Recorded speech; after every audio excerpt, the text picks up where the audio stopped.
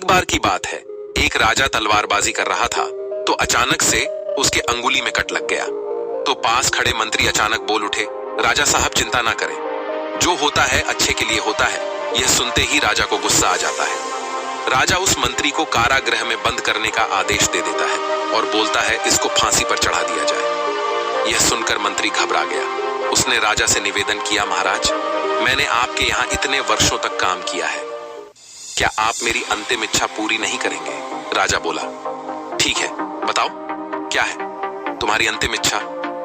मंत्री बोला, कृपया मुझे 10 दिन का समय दीजिए, उसके बाद मुझे जो चाहे वो सजा दे दीजिए।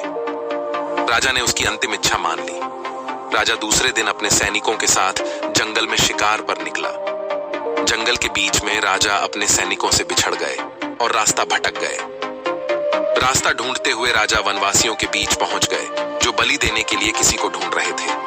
वनवासियों ने राजा को पकड़ लिया और वन की देवी को बलि देने के लिए ले गए। बलि देने की सारी तैयारियां पूरी हो गई। जैसे ही राजा को बलि देने के स्थान पर ले जाया गया, वहां खड़े बुजुर्ग की नजर राजा की खंडित अंगुली पर पड़ी।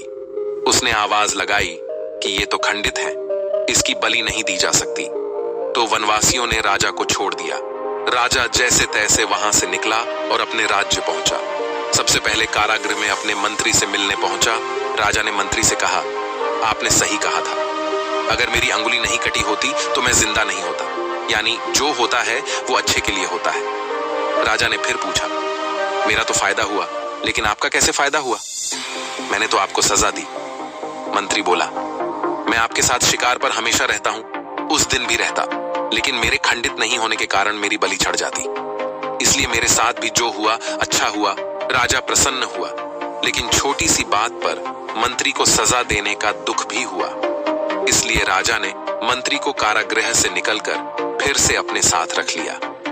इस कहानी से हमें यह सीख मिलती है, अपने जीवन में भी बहुत से उतार चढ़ाव आते रहते हैं। कभी कभी कुछ चीजें मन मुताबिक नहीं होती हैं। इस कारण से कभी निराश नहीं होना चाहिए। हमेशा याद रखें, जो होता है अच्छे के लिए होता है। भले ही कुछ अच्छा हो या ना हो, लेकिन उस परिस्थिति के प्रति सकारात्मक नजरिया रखने से उसका प्रभाव बहुत कम हो जाता है।